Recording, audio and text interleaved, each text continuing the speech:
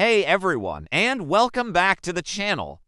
Today, we're diving deep into the mind of a true genius, a man whose imagination soared centuries ahead of his own time, the one and only Leonardo da Vinci. We all know him for masterpieces like the Mona Lisa and The Last Supper, but Leonardo was so much more than a painter. He was an inventor, an engineer, a scientist, and a visionary whose notebooks are filled with contraptions that wouldn't become reality for hundreds of years.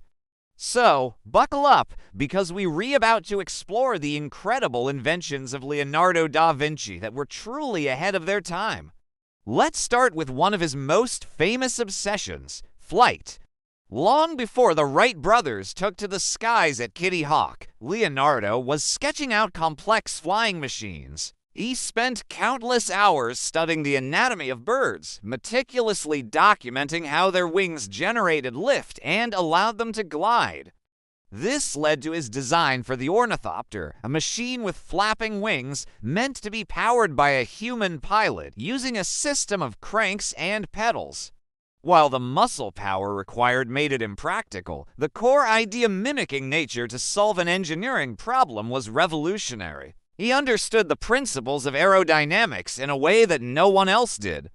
He didn't just dream of flying, he tried to engineer it. But the ornithopter wasn't his only idea for taking to the skies. Leonardo also sketched a design that looks remarkably like a modern parachute. His version was a pyramid-shaped structure made of linen cloth stretched over a wooden frame. He wrote that if a person had a tent of linen, he will be able to throw himself down from any great height without suffering any injury. While he likely never built or tested it, centuries later, in the year 2000, a daredevil named Adrian Nicholas constructed a parachute based on Leonardo's exact design and successfully tested it, proving that the master's concept was sound. Imagine that, a 15th century design that actually works in the 21st century. And his aerial ambitions didn't stop there. Perhaps the most futuristic of all his flying machines is the aerial screw. When you look at his drawing, it's impossible not to see the ancestor of the modern helicopter.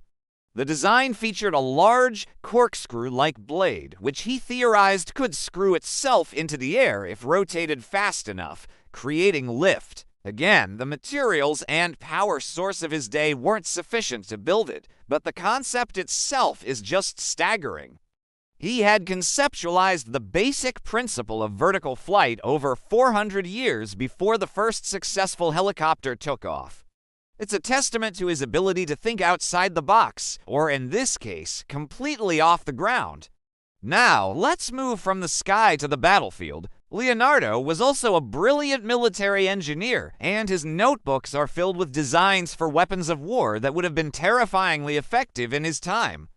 He sketched an armored car, which is essentially the world's first tank. His design was a circular, turtle-like vehicle covered in metal plates and armed with cannons pointing in all directions. It was to be powered by 8 men inside, turning cranks connected to the wheels. This mobile fortress could roll into enemy lines, protected from attack, and unleash devastating firepower. While it had a design flaw, the gearing system he drew would have made it immobile. The concept of an armored, multi-gun combat vehicle was centuries ahead of its time. He also envisioned a way to increase the firing rate of cannons. In an age of slow, single-shot artillery, Leonardo designed a 33-barreled organ gun. It was essentially a multi-shot weapon, a forerunner to the machine gun. The barrels were arranged in rows on a rotating platform, allowing one set to be fired while another was being loaded and a third was cooling down. This would have created a continuous, terrifying volley of fire on the battlefield, something completely unheard of in the 15th century. It showcases Leonardo's focus on efficiency and overwhelming force, principles that still define military technology today. But Leonardo's genius wasn't just about air and war. He also dreamed of exploring the depths of the ocean. He designed a diving suit complete with a leather outfit, a breathing apparatus made of reeds and a leather bag, and even a small pouch for a diver to relieve themselves. The air was supplied from the surface through a tube connected to a floating bell, allowing a person to stay underwater for extended periods. He saw its potential for naval warfare for sabotaging enemy ships from below, but the very idea of a self-contained underwater breathing apparatus, or scuba, was born in his mind. It's another example of him thinking about entire new realms for human exploration. Beyond these grand machines, Leonardo's notebooks are filled with countless other smaller, but no less brilliant, inventions. He designed gears, pulleys, and cranks that are fundamental to mechanical engineering. He drew plans for a self-propelled cart, considered by some to be the ancestor of the automobile. It was powered by coiled springs like a wind-up toy and could be pre-programmed to follow a specific path. He even designed a robotic knight, a humanoid automaton that could sit up, wave its arms, and move its head, all controlled by a system of cables and pulleys. This wasn't just a toy, it was a deep exploration of human anatomy and mechanics, a 15th century foray into the world of robotics. So, how was one man able to dream up all of this? Leonardo possessed a boundless curiosity. He didn't see art and science as separate disciplines. To him, they were two sides of the same coin. He believed that to draw something accurately, you had to understand it completely. His study of human anatomy made him a better painter, and his understanding of physics and mechanics fueled his inventions. He was a master observer, constantly questioning the world around him and refusing to accept the limits of his time. He would write his notes in his famous mirror image script, not just for secrecy, but perhaps as a reflection of his own unique way of seeing the world. While most of his incredible inventions were never built, they weren't failures. They were thought experiments, pushing the boundaries of what was considered possible.